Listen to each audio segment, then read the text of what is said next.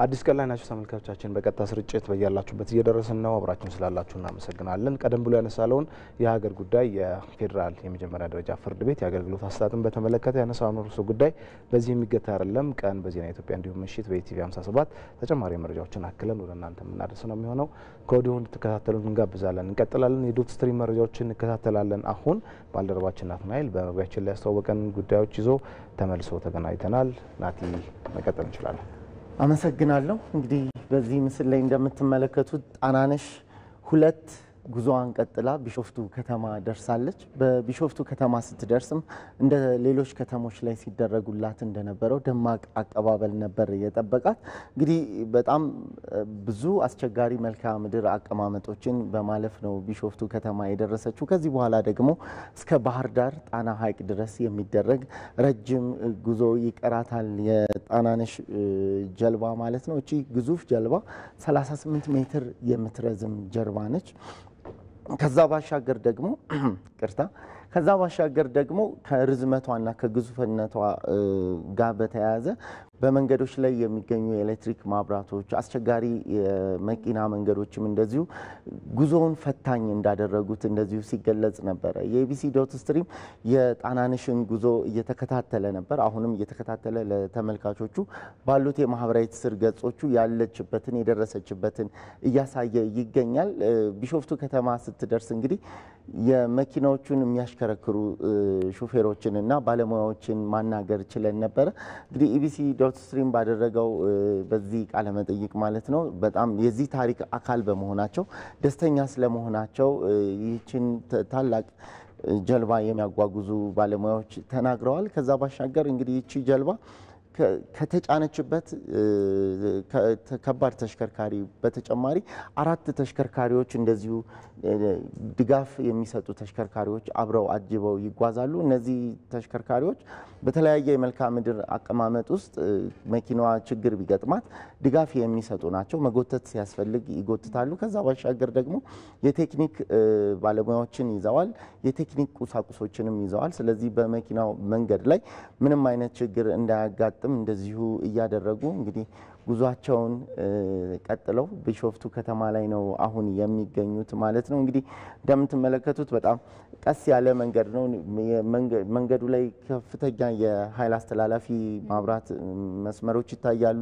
በከተማ ውስጥም እንደዚሁ የተለያዩ ገመዶች ይታያሉ፣ የቴሌም የማብራትም እና እነዚህ መንገድ ላይ የሚገኙ ኬብሎች የማስዳት ስራ የማሳለፍ ስራም እንደዚሁ ጉዞውን ፈታኝ እንዳደረገው ነገር ግን ደግሞ በተለይ የኢትዮጵያ ያው መልክዓ ምድሯ ትንሽ ፈታኝ ነውና መንገዶቹን ስትመለከት ለጣናነሽ 2 ጀልባ ለማለፍ በጣም አስቸጋሪ የሆነ ሆኖባት እንመለከታለን። ምክንያቱም መንገዱን ዳግም ወደ መቆፈር ዳግም ወደ ማስተካከል አንዳንዴ እንደውም መሸጋገሪያ ያሉ ድልድዮች ሁሉ ወደ ታች እስኪቆፈሩ ድረስ እየተመለከትን ነበርና እንደዚህ አይነት ፈታኝ የሚባሉ ጉዞዎችን እያለፈች እንደምትገኝ ነው መረጃዎች ያሳያሉ። ግን ደግሞ ይህንን በማሽከርከር ላይ ያሉ ጣናነሽን በማጓጓዝ ላይ የሚገኙ ሰዎች በየከተማው ላይ የሚደረግልን ደማቅ አቀባበል ለቀጣዩ ጉዟችን ስንቅ እየሆነን መጥቷል የሚል ነገር ነው የሚናገሩትና በየከተማው በየደረሱበት በጣም ከፍተኛ አቀባበል ይደረግላቸዋል። የከተሞች አስተዳደሮች እንዲሁም ነዋሪዎችም ወጥተው ፎቶ ሲያነሱ በአድናቆት በአግራሞት ሲመለከቱም እንደዚሁ በማህበራዊ ትስስር ገጾች ላይ በስፋት እየታየ ነው የሚገኘው። አዳማ ላይ ይመስለኛል አንድ አትክልትና ፍራፍሬ የሚሸጥ ሰው የሰነጣጠቀ ይሰጣቸው ተመልክተናል። በትክክል በጣም በፍቅርና በክብር እየተቀበሏቸው በመሆኑ በጣም ደስተኛ እንደሆኑ ከዚህ በኋላ ደግሞ ለሚያደርጉት ረጅም ጉዞ የጉዞ ስንቅ እንደሚሆናቸውም ጭምር ነው የሚናገሩት። ወደ ቀጣዩ መረጃችን ስናልፍ በትናንትናው ዕለት የአባቶች ቀን በመላው ዓለም ታስቦ የሚውልበት ቀን ነው። በኢትዮጵያም እንደዚሁ በማህበራዊ ትስስር ገጾች ላይ በተለይ የአባቶች ቀንን አስመልክቶ በጣም በርካታ መልእክቶች ሲዘዋወሩ መመልከት ችለናል። የአባት ጀግና የሆኑ አባቶቻቸውን በህይወት ያለፉ አባቶቻቸውን እንደዚሁ እናት ሳይኖራቸው ደግሞ እናትም አባትም ሆነው ያሳደጉ አባቶችን አስበው ሃፒ ፋዘርስ ዴይ መልካም የአባቶች ቀን የሚሉ መልእክቶች በማህበራዊ ትስስር ገጾች ላይ በስፋት ሲዘዋወሩ ተመልክተናል። ኬክ መቁረስ የቻሉ አባቶችም እንደነበሩ እንደዚሁ የተመለከትነው ነገር ነው። ማህበራዊ ትስስር ገጾችን እንግዲህ በተለይ ለእንደዚህ አይነት ጉዳዮች መጠቀም እየተለመደ የመጣ ነገር ነው። አባቶች እንደሚታወቀው ልጆች በሚያድጉበት ሂደት ውስጥ በጣም አስፈላጊ ተጽዕኗቸውም ደግሞ ከፍተኛ በልጆች እድገት ላይ እንደሆነ ይታወቃልና ልጆች ደግሞ ይሄንን ተረድተው አባቶቻቸውን በተለያየ መንገድ ሲያመሰግኑ ሲያወድሱ ደግሞ በማህበራዊ ትስስር ገጽ ላይ በስፋት የታየበት ነበር። ከዛ ባሻገር ባለትዳር ባለቤቶቻቸውን የልጆቻቸውን አባት እንዲሁም ደግሞ ራሳቸውን የወለዷቸውንም አባት እንደዚሁ አንድ ላይ አድርገው ክብረ በዓል ሲያደርጉ ፎቶግራፎችም እንደዚሁ ይህንን አስመልክቶ የነበሩትን ሲቀያየሩ በማህበራዊ ትስስር ገጽ ላይ ተመልክተን አልፈናል። ይህንን ካልን ወደ ቀጣዩ ከውጭ ወዳገኘነው መረጃ ነው የምናልፈው አይደል? ማለት የቀድሞውን አባቶችና የአሁኑን አባቶች እያነጻጸሩም ተመልክተናልና አዎ በትክክል የአሁኑ አባቶች ልባቸው ስስ ነው፣ ከልጆቻቸው ጋር ያላቸው አታችመንት ጥሩ ነው የሚባል ነገር አለ። አዎ የቀድሞ አባቶች ደግሞ ቆፍጠን ኮስተር ብለው ልጆቻቸውን ያሳድጉ ነበር። በተለይም ደግሞ በራስ የመተማመን አቅሙም እንዲያድግ የድሮ አባቶች ትንሽ እንትን ናቸው። ነገር ግን አሁን ያሉ አባቶች ኃላፊነት ላይ እኩል ነን ብላችሁ ታስባላችሁ? ሁሉም በጊዜው ከፍተኛ ኃላፊነትን እየተወጣ ያለ ይመስለኛል። አሁን ያለን አባቶችም ቀጣይ ተረካቢውን ትውልድ ደግሞ ለማሳደግ ከፍተኛ ጥረት እንደሚያደርጉ እኔም እምነቴ ነው። ከውጭ ወዳገኘነው መረጃ ስናልፍ ህንድ እንግዲህ በአውሮፕላን በሄሊኮፕተር የሚደርሱ አደጋዎች እየተደጋገሙባት ተመልክተናል።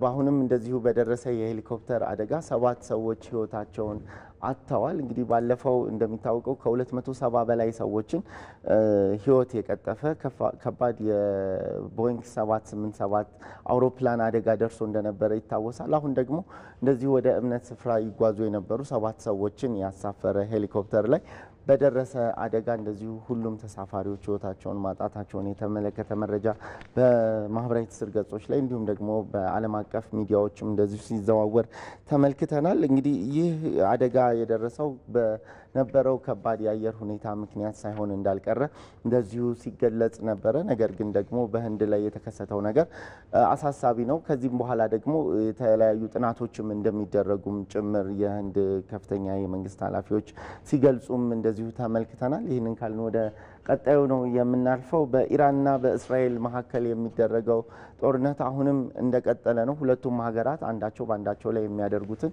የሚሳኤል ጥቃት፣ የአየር ላይ ጥቃት ቀጥለዋል።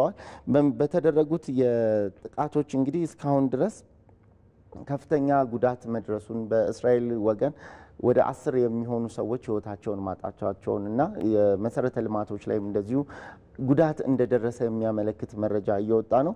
በኢራን በኩልም እንደዚሁ ከፍተኛ ጥቃትን አስተናግደዋል። ከ200 በላይ የሚሆኑ ዜጎቻቸው ከፍተኛ የጦር መሪዎቻቸውን ጨምሮ ጉዳት ደርሶባቸዋል። ከዛም ባሻገር የኒውክሌር ማብላያ ጣቢያዎቻቸው ላይ በደረሰም ጥቃት እንደዚሁ የተመራማሪዎቹን ህይወት እንዳጡ የነዳጅ ማጠራቀሚያ ስፍራቸውም እንደዚሁ ላይ ጉዳት እንደደረሰም የሚያመለክት መረጃ እየወጣ ነው። አሁንም ዓለም ትኩረቱን በእስራኤልና በኢራን ላይ በሚደረገው ጦርነት ላይ እያደረገ ተመልክተናል። በማህበራዊ ትስስር ገጽ ላይ በጣም በርካታ መነጋገሪያ የሆነ ጉዳይ ነው። በርካቶች አስተያየት የሚሰጡበት ዓለም አቀፍ ሚዲያዎች እንዲሁም ደግሞ የሀገራችን ሚዲያዎችም ይህንን አስመልክቶ ሰፊ ዘገባዎች የሚሰጡበት ጉዳይ ነው። የኢትዮጵያ ብዙዎች እንቅልፍ አጣን እያሉ ነውና በየቀኑ ሁሉም ሰው እየተከታተለ ይመስለኛል። አዎ በትክክል እንግዲህ በመካከለኛው ምስራቅ ላይ የሚደረጉ በረራዎች ላይም እንደዚሁ ከፍተኛ መስተጓጎል መፈጠሩንም የተመለከተ መረጃዎች እየወጡ ነው። ከአንዱ ሀገር ወደ አንዱ ሀገር የሚደረግ እንቅስቃሴ ተጨማሪ የጉዞ መስመር እንዲያደርግ የተደረገበት በረራዎችም የታገዱበት ሁኔታ የተፈጠረበት ነው። የኢቢሲ ዶት ስትሪም ባሉት የማህበራዊ ትስስር አማራጮች ይህንን ዘገባ በተለያየ መልኩ ከተለያዩ ሶርሶች እየተጠቀመ ለአድማጭ ተመልካቾች ለማህበራዊ ትስስር ሚዲያ ተጠቃሚዎች እያቀረብን እንገኛለን። ይህንን በማህበራዊ ትስስር ገጾቻችን ላይ በጣም በርካታ ዘገባዎች አሉ። አግኝተው መከታተል እንደሚችሉ ለመግለጽ እንወዳለን። ወደ መጨረሻው መረጃችን ነው የምናልፈው። ፋክት ቼክ የምናደርግበት ሰዓት ላይ እንገኛለን። እንግዲህ እንደምታዩት የኢትዮጵያ ንግድ ባንክ ያወጣው ክፍት የስራ ማስታወቂያ በማስመሰል በአጓጊ ሁኔታ በተሰራ ፖስተር 0 ዓመት የስራ ልምድ ያላቸውን አወዳድረን መቅጠር እንፈልጋለን፣ ንግድ ባንክ ላለው የማስፋፊያ ስራ በርካታ የሰው ኃይል ይፈልጋል የሚል ማስታወቂያ ነው ያወጡት። ይህ በቴሌግራም ገጽ ላይ የወጣው የስራ ማስታወቂያ ሐሰተኛ ስለመሆኑ የኢትዮጵያ ንግድ ባንክም ባለው የማህበራዊ ትስስር ገጽ ላይ አረጋግጧል። ኢቢሲ ፋክት ቼክም ባደረገው ማጣራት ይህ ቴሌግራም በሐሰተኛ አጭበርባሪዎች የተከፈተ ቴሌግራም መሆኑን ማረጋገጥ ችሏል።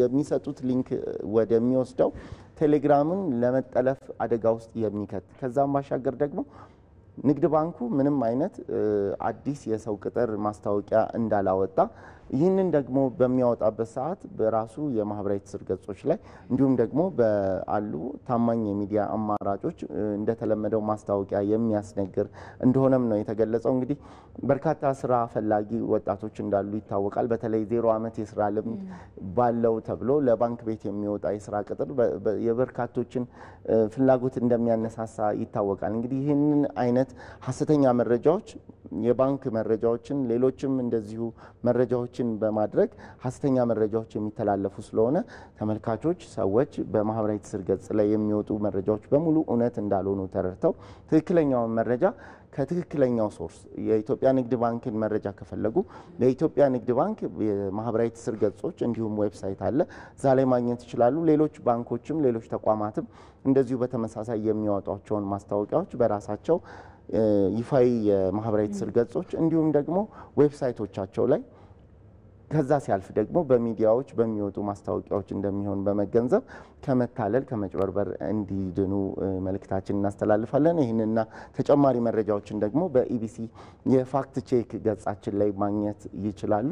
ለዛሬ ያስኳቸው መረጃዎች ይህን ይመስላሉ። እናመሰግናለን ናትናኤል። መልካም ቀን።